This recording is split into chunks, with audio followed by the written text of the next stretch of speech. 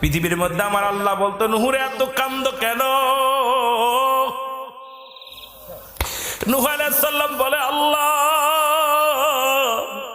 আপনি আমাকে জাহান্নামের সংবাদ দিয়েছেন, জান্নাতের সংবাদ দিয়েছেন, ওই কবরে আমি কেমনে থাকবো, জাহান্নামে আমি কেমনে যাব?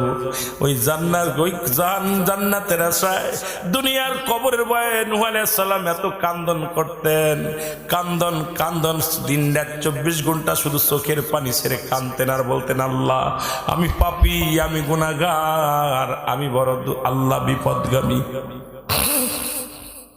এই নূহ আলাইহিস সালামের কান্না দেখে পশু পাখিগুলো কাঁদতেন।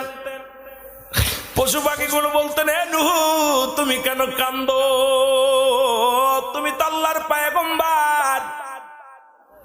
নূহ আলাইহিস সালাম বলতো ও পশু পাখি শোন, আমি কান্দি ওই জাহান্নাম